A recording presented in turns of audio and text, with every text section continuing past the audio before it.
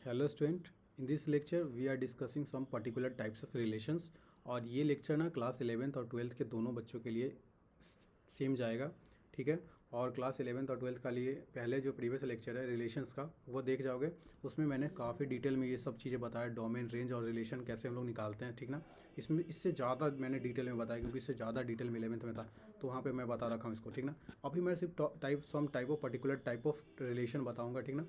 तो ये पूरा का पूरा 11th में भी है, तो वहाँ पे क्या है कि इस चीज़ को ना समराइज़ नहीं किया हुआ, वहाँ पे सिर्फ लिख दिया वर्ड वाइज। तो मैं क्या कर रहा हूँ कि पहले यही बता देता हूँ, फिर वहाँ से भी कवर अप कर दूँगा। अगर समझ में नहीं आएगा तो आप वहाँ से भी आप यहाँ से देख लेना, अगर वहाँ पे समझ में नहीं आएगा आप कमेंट करना, मैं वहाँ से भी उसको अपलोड कर दूँगा। ठीक है, अगर आपको ज़रूरत पड़े तो। ठीक है, अदरवाइज़ सफिशेंट है यहाँ से। तो देखो, सबसे पहले हम लोग बात कर लेते हैं कि एम्प्टी रिलेशनशिप। पहला होता है कि एम्प्टी रिलेशनशिप, और इसी को बोलते हैं वाइड रिलेशनशिप। ये होता क्या है कि अगर हम रिलेशन देखते हैं, अगर मेरे पास कोई सेट है ना, ए सेट है, एंड एम्प्टी रिलेशन कब एग्जिस्ट करेगा, अगर कोई अगर सेट ए का ना, सेट ए है, तो there is no element a is related to any element of a, we denote such a relation is phi. That is empty relation का मतलब क्या है कि कोई एलिमेंट एग्जिस्ट नहीं करता। अगर हम कोई रिलेशन बताए, हमने बोला कि मेरा ना रिलेशन किसी के साथ है, लेकिन ऐसा कुछ था ही नहीं, मतलब there is no element is existing between there. अगर कोई हमारा बता रहा था और एलिमेंट एग्जिस्ट नहीं कर रहा था, देखो जैसे मैंने ये मेरे पास ये ना एक एग्जांपल से हम लोग काफ़ी अच्छे से समझेंगे। तो हम ऐसे लिखते हैं कि इम्प्टी सेट ना, कोई भी मतलब कि नन एलिमेंट, या बोले तो कोई इम्प्टी सेट या wide relation is exist between the wide relation. कोई कोऑर्डिनेट नहीं मिलेगा मेरे पास, ए इंटू ए के क्रॉस जो मेरे पास कार्टेशियन को प्रोडक्ट होंगे, उसमें कोई रिलेशन एग्जिस्ट नहीं करेगा जो कि 5, तो that's is the wide relation और द एम्प्टी रिलेशन। हम देखेंगे धीरे धीरे करके, काफ़ी अच्छे से समझ में आ जाएगा। देखो ये अपने पास, अगर हम देख लेते हैं इस एग्जांपल को, तो मेरे पास क्या है कि अगर ए इंटू ए अपने पास, ये अपने पास सेट है जिसमें 1 2 3 4 5 दे रखा है, ए सेट था। रुको, तो मैं एक बार बता दूँ, ये अपने पास है 1 2 3 4 और 5। ये 5 थे, और दूसरे वाले और इसके क्रॉस अगर देखेंगे तो ये क्रॉस तो सेम थे, 1 2 दोनों सेट हमारे पास सेम ही थे, 3 4 और 5। देखो अब क्या कह रहा था, रिलेशन तुम्हारे पास बोला ना कि इसमें सबसे इंपॉर्टेंट जाता है रिलेशन। कि रिलेशन क्या बोला है कि जो ए और बी है ना, the R is the relation of A is given by R. A coordinate जो है ना, वो कोऑर्डिनेट हमारा ए और बी का जो कोऑर्डिनेट है, so A minus B is equal to 6 होना चाहिए। मतलब जो रिलेशन दोनों के बीच में एग्जिस्ट होना चाहिए, वो रिलेशन क्या एग्जिस्ट होना चाहिए था, A minus B is equal to 6, A minus B is equal to 6। और ए पहले वाले एलिमेंट से और दूसरे वाले एलिमेंट से बी इज इक्वल टू 6। ऐसा कुछ लग रहा है कि तुम्हारे पास ये दोनों को अगर ए वाले और बी वाले में से घटा के तुम्हारे पास क्या 6 आएगा। तो देखो 1 से अगर माइनस करोगे 1 को, हम दिखा तुम्हें एक बार, थोड़ा सा टाइम लगेगा लेकिन मैं बता रहा हूँ। 1 माइनस 1 करोगे, क्या तुम्हें लग रहा है कि अगर कभी भी 6 आना चाहिए तुम्हारे पास माइनस होने में, तो ये वैल्यू क्या होना चाहिए, बड़ा होना चाहिए। अगर ये वैल्यू बड़ा नहीं होता, अगर तुम्हारे पास डोमेन ही बड़ा नहीं है, अगर तुम्हारे पास फर्स्ट लेटर ही बड़ा नहीं हो, तो तुम कैसे उसको, कैसे आ जाएगा 6। तो ये पॉसिबिलिटी नहीं, this relation is not exist, मतलब तो देयर इज कोई कोऑर्डिनेट नहीं मिलेगा, कोई रिलेशन एग्जिस्ट नहीं कर रहा है, इसका मतलब this means the wide relation. और इसको बोलते हैं हम लोग वाइड रिलेशन और एम्प्टी रिलेशनशिप। इसको एम्प्टी रिलेशन मतलब दो no element is exist between, कोई कोऑर्डिनेट नहीं मिलेगा। अगर ए और B, A into A coordinate निकालोगे, तो उसमें के कोई एलिमेंट ऐसा कोई कोऑर्डिनेट नहीं तुम्हारे पास होगा।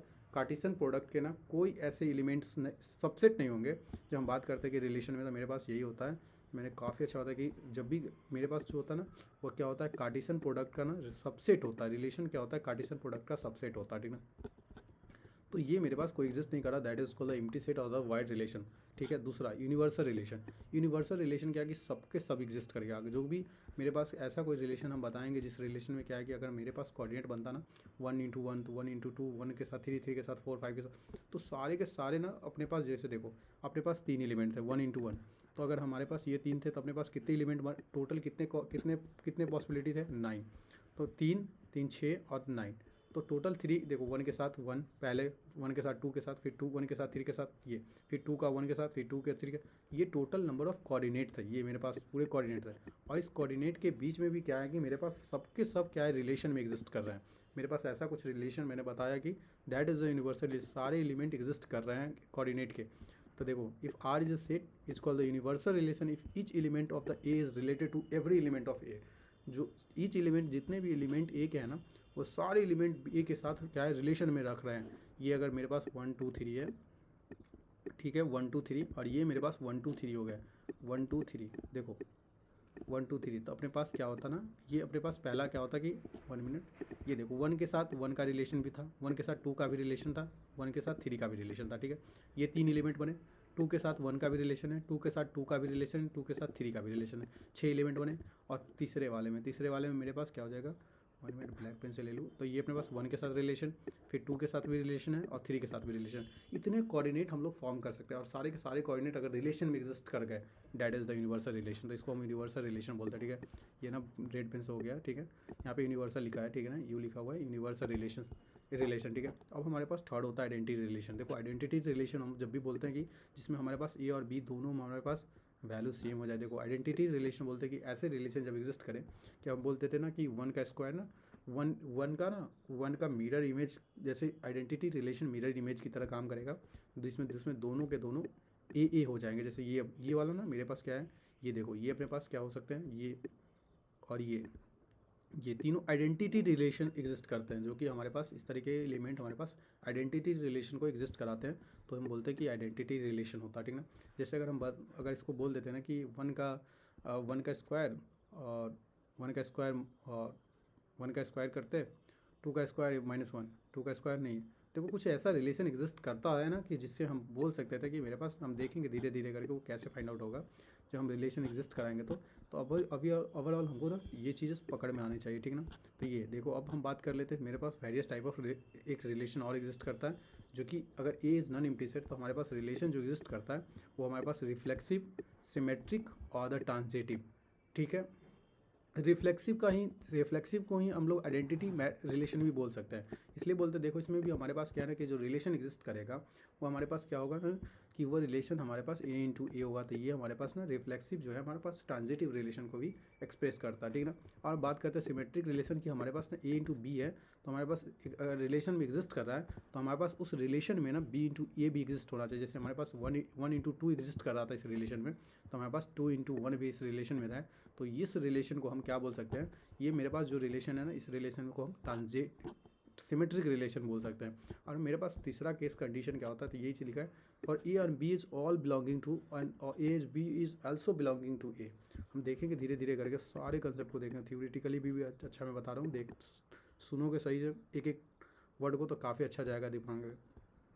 अगर ए इंटू बी है ना, अगर ये कोऑर्डिनेट तुम्हारे पास वो रिलेशन में एग्जिस्ट कर रहा है, तो बी इंटू सी भी रिलेशन में एग्जिस्ट करना चाहिए, ट्रांजिटिव भी बोलता है। और ए इंटू सी भी, अगर बी इंटू सी भी बिलोंग करना चाहिए इस रिलेशन से, तो हमारे पास ए बी है तो बी सी है, तो फिर ए के साथ सी का भी रिलेशन एग्जिस्ट करना चाहिए, ए का सी के साथ भी रिलेशन एग्जिस्ट करना चाहिए। ये बोलता है ट्रांजिटिव, तुम्हारे पास 3 क्राइटेरिया को देता है। तो अगर एक कंडीशन क्या है कि अगर तुम्हारे पास ऐसा भी है कि if A is equal to B and B is equal to C, तो then A is equal to R सी।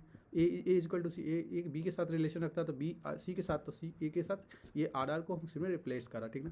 देखो इसमें एक चीज़ हो जाता है क्या कि जब हम बात करते हैं ना ट्रांजिटिव के केस में, तो कभी कभी क्या होता है जब हम देखते हैं ना मैट्रिक्स, इस तरीके का मैट्रिक्स होता है, ये अपने पास ट्रांजिटिव है, ये अपने पास ट्रांजिटिव है। अगर हम कभी कभी देखेंगे ना, तो ये एग्जांपल पे देखेंगे तो ये हम कैसे बोलेंगे ट्रांजिटिव से देखते हैं। तो ये अभी ओवरऑल थ्योरी पे फोकस करो। इक्विवेलेंस रिलेशन की बात करोगे तो जो अगर तीनों के तीनों रिलेशन एग्जिस्ट करते हैं, जैसे यहाँ पे देखो ये अपने पास ये रिलेशन में तीनों के तीनों एग्जिस्ट कर रहे हैं, तो इस टाइप के रिलेशन को ना हम बोल सकते हैं कि ये हमारे पास जो यूनिवर्सल रिलेशन होगा उसमें तो गारंटीड है कि तीनों के तीनों एग्जिस्ट करेंगे, तो हम बोल सकते थे दिस द इक्विवेलेंस रिलेशन। तो that is equivalence relation is if exist reflexive, symmetric and the transitive, that is the equivalence relation. तो ये ओवरऑल तुम्हारे पास ना पूरे के पूरे थ्योरी कंप्लीट हो गए, ठीक है। कुछ भी अब थ्योरी रहा नहीं, पूरा का पूरा थ्योरी खत्म हो चुका है। अब देखो अगर फोकस करोगे न्यूमेरिकल पे, तो इससे मैं इसमें देखता हूँ कुछ अगर अच्छा वाला न्यूमेरिकल पकड़ता हूँ तो हाँ देखो इस क्वेश्चन से ना पूरा का पूरा कंसेप्ट तुम्हारे पास समझ में आ जाएगा एक बार फिर से, कि अगर तुम्हारे पास कोई एक रिलेशन एग्जिस्ट, एक तुम्हारे पास ना सबसेट है, ठीक है, एक तुम्हारे पास क्या है सेट है, एक सेट है तुम्हारे पास 1 2 3 1 2 3 1 2 और 3, ठीक है। और इन्हें बोला ना give the example of the relations, और तो हमने एक एग्जाम्पल बताना था जिसमें हम ना रिफ्लेक्सिव हो, ट्रांजिटिव हो लेकिन सिमेट्रिक नहीं हो, फिर हमारे पास सिमेट्रिक होना चाहिए, ट्रांजिटिव ना हो बट रिफ्लेक्सिव हो। ये ना चीज़ 5 क्राइटेरिया था, हम पाँचों क्राइटेरिया को एक ना रिलेशन से देखते थे। मेरे पास हमने कंसीडर कराया एक 1 2 3, और इसके साथ हमने इसको एग्जिस्ट कराया 1 2 3। तो मेरे पास कितने कोऑर्डिनेट बन सकते थे 1 1 3 के साथ, अभी हम ऊपर में देख के आ रहे हैं कितने बन सकते थे 1 और 2 3 के साथ 9 बन सकते थे, जो कि हमने देखा ये मेरे पास था ना, ये देखो ये वाला ये टोटल हमारे पास अब इसी में से हम छाँट के देखेंगे कि 1 2 1 2 3 वाले में से ना टोटल 9 कोऑर्डिनेट्स है, ये कोऑर्डिनेट है, लेकिन हमारे पास जो रिलेशन एग्जिस्ट कर रहा है वो रिलेशन हमको इस तरीके से एग्जिस्ट कराना है जिसमें हमारे पास रिफ्लेक्सिव हो, ट्रांजिटिव हो और नॉट सिमेट्रिक हो। तो हमारे पास अगर हम इसको इस टाइप के रिलेशन को देखने के लिए मेरे पास क्या है कि अगर हम रिलेशन देख लेते हैं कि जिसमें 1 1 2 1 1 उसमें से हम कुछ एलिमेंट को ले आते हैं कि 1 1 1 1 2 एंड 1 3 3 3 एंड 1 1, इस टाइप के अगर एलिमेंट को हम उठा कर ले आते हैं ना, तो मेरे पास दिखता क्या है कि देखो अपने पास 1 1 ये के सबके सब क्या है आइडेंटिटी मैट्रिक्स और रिफ्लेक्सिव, जो कि अपने एलिमेंट के साथ क्या है ना कि पेयर में, अपने एलिमेंट के साथ जब पेयर में अवेलेबल हो दैट इज़ अ रिफ्लेक्सिव। सबके सब अवेलेबल, ये जो सारे के सारे हैं ना ये सबके पेयर इसमें अवेलेबल है, तो ये अपने पास क्या होना है रिफ्लेक्सिव है, ये अपने पास रिफ्लेक्सिव हो गया। लेकिन यहाँ पे क्या है ना कि ट्रांजिटिव ही है। ट्रांजिटिव क्या बोलता है कि ए के साथ यहाँ पे ना ट्रांजिटिव इसलिए है क्योंकि हमारे पास ना यहाँ पे कि देखो अपने पास क्या है ना ट्रांजिटिव के केस में हम क्या बोलते हैं ना कि ए के साथ बी का रिलेशन, बी के साथ सी का रिलेशन, सी के साथ ए का रिलेशन, ये होना चाहिए। लेकिन हमारे पास क्या है ना यहाँ पे एग्जिस्ट क्या कर रहा है, देखो यहाँ पे अगर ए के साथ बी का रिलेशन, बी के साथ सी का रिलेशन, लेकिन ए का बी के सिमेट्रिक में हमारे पास ए का अगर बी के साथ है तो बी भी ए के साथ एग्जिस्ट करना चाहिए था रिलेशन में, तो ये रिलेशन में एग्जिस्ट ए बी, तो ये सिमेट्रिक नहीं होगा क्योंकि ए और बी ये एग्जिस्ट नहीं कर रहा। लेकिन इसका क्या है ना अगर हम इसके देखते हैं ना ट्रांजिटिव एक केस ये भी एक्सप्लेन करता है कि अगर हमारे पास ना इसका तो अल्टरनेट अवेलेबल नहीं है, अल्टरनेट अवेलेबल नहीं तो सिमेट्रिक नहीं है। और ट्रांजिटिव ना जब भी हमारे पास ना इस तरीके का होता है तो हम बोल देते हैं कि ट्रांजिटिव ही है। दूसरा हमारे पास ये कंडीशन को भी सेटिस्फाइड कर देता है कि हमारे पास जब ए इंटू बी, तो ए इंटू बी एक तो है ना ए और बी के साथ है ना, ए और बी अवेलेबल है, तो हम ये नहीं, ये बी के सी के बी और सी के साथ अवेलेबल नहीं है, बी और सी रिलेशन में अवेलेबल नहीं है, लेकिन हमारे पास ये ट्रांजिटिव है क्योंकि हमारे पास जब भी मिरर रिफ्लेक्सिव है तो ट्रांजिटिव है, ठीक ना, ये अपने पास क्राइटेरिया, ठीक ना। अब देखो ये इसलिए नहीं है क्योंकि इसका अल्टरनेट नहीं है, 1 2 रिलेशन में है लेकिन 2 1 है, अगर रिलेशन में होता तो ये ना मेरे पास रिलेशन क्या होता सिमेट्रिक भी अवेलेबल होता। देखो अब हम R2 को देख लेते हैं, तो R2 में मेरे पास रिलेशन कुछ ये है 1 1 1 2, तो यहाँ पे देखो अपने पास क्या है ना कि 1 का 1 के साथ 2 के 2, 3 का 3 अवेलेबल नहीं है, तो ये मेरे पास ना 3 से 3 अवेलेबल नहीं है, तो ये मेरे पास ना क्या है रिफ्लेक्सिव नहीं होंगे, ये मेरे पास रिफ्लेक्सिव नहीं होंगे। ये रिलेशन हमारा क्या है कि रिफ्लेक्सिव रिलेशन है लेकिन सिमेट्रिकल है। क्यों सिमेट्रिकल है कि 1 2 अवेलेबल है, 2 और 1 इसका अल्टरनेट जब अवेलेबल है तो ये मेरे पास क्या है सिमेट्रिकल है। और हम जब भी इस तरीके का एलिमेंट अवेलेबल होता है तो हम बोल देते हैं कि मेरे पास क्या है ना ट्रांजिटिव है। ऐसे भी हमारे पास 1 से 1, तो ये ना अपने पास ट्रांजिटिव अवेलेबल है, ठीक ना, इस तरीके से हम लोग बोलते हैं। दिस थर्ड वाले में देखो तो इसमें तुम्हारे पास तीनों के तीनों अवेलेबल है, तो ये सबसे पहले रिफ्लेक्सिव हो गया। अब देखो इसका 1 अल्टरनेट भी अवेलेबल है, अल्टरनेट 1 का 2, 2 के 1, 2 का 3, 3 का 2, ये भी अल्टरनेट अवेलेबल है, मतलब ये भी तुम्हारे पास सिमेट्रिक है।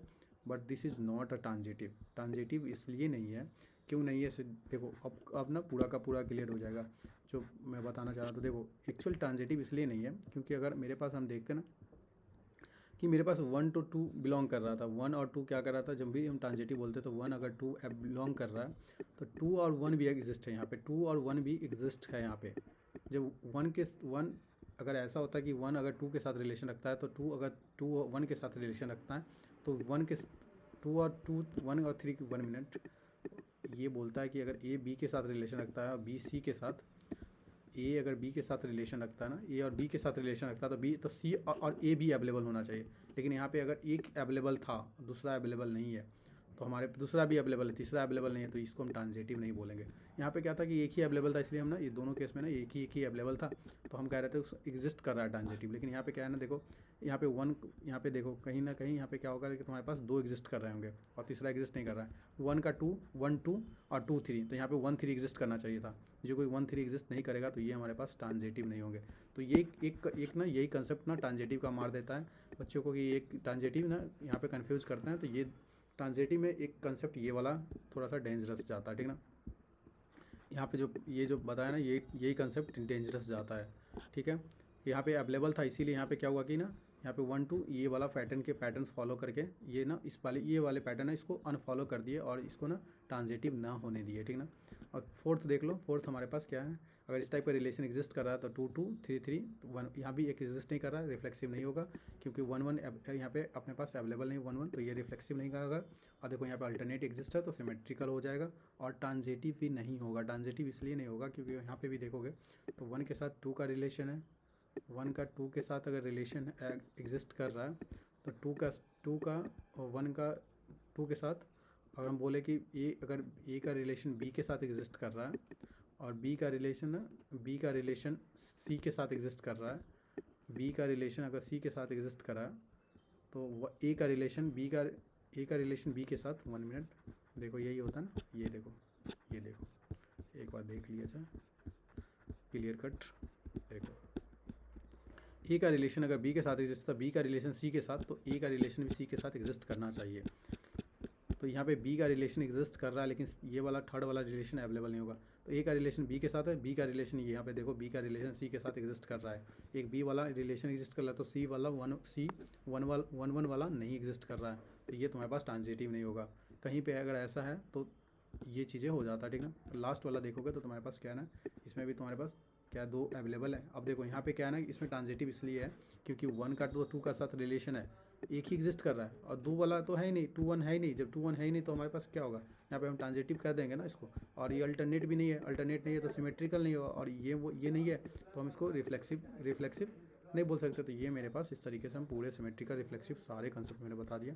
और बाकी यहाँ पे जो जाके देखोगे तो सब सेट बिल्डर फॉर्म में सब चीज़ ऐसा ही बताता है, सारा चीज़ ऐसे ही लिखा हुआ है और कुछ भी नहीं है। इक्विवेलेंस की बात करोगे तो यही इक्विवेलेंस होता है, ठीक है ना। इक्विवेलेंस अगर तीनों के तीनों एग्जिस्ट करते हैं तो इक्विवेलेंस बोलते हैं ना, ठीक है। और कुछ इसमें है नहीं, ठीक है। तो ओवरऑल इस चैप्टर्स को हम लोग यहीं पे बाइंड अप करते हैं। पूरा का पूरा कंप्लीट हो गया रिलेशन, क्लास 12th का भी और क्लास 11th का भी। यही यहाँ से देख जाओगे, यहीं से देख जाना, ठीक ना। क्लास 11th वाले भी यहीं से देख जाना, पूरा का पूरा क्लियर हो जाएगा। चलो रखते हैं, ठीक है। तो आज के लिए थैंक यू, आज के लिए इतना ही रखते हैं। और देखो चैनल को, वीडियोज़ को ज़रूर लाइक कर दो, चैनल को सब्सक्राइब कर लो, और कोई डाउट होता है तो कमेंट बॉक्स में मेंशन करो, ठीक है। और क्लास 12th का ना काफ़ी अच्छा मेरे चैनल पे अवेलेबल है, जाके फिजिक्स का लेक्चर देखो, फिजिक्स का काफ़ी अच्छा अवेलेबल है। अनस्टॉपेबल काफ़ी अच्छा अवेलेबल है, मतलब बता नहीं सकते इतना अच्छा अवेलेबल है। Alternating current, electromagnetic field theory और करंट इलेक्ट्रिसिटी में भी काफ़ी अच्छा अवेलेबल है, काफ़ी अच्छा अवेलेबल। पूरा मैग्नेटिज्म में काफ़ी मतलब इंपॉर्टेंट टॉपिक सभी अवेलेबल है, अननेसेसरी चीज़ें नहीं अवेलेबल है, काफ़ी इंपॉर्टेंट चीज़ अवेलेबल है। जाके देख लो, पूरा का पूरा 12th अच्छा हो जाएगा, ठीक ना। फिर भी बाकी आपकी मर्ज़ी, जहाँ से देखो, ठीक है। तो thank you for watching, please like this videos और चैनल को जरूर सब्सक्राइब कर लो, ठीक है। Thank you.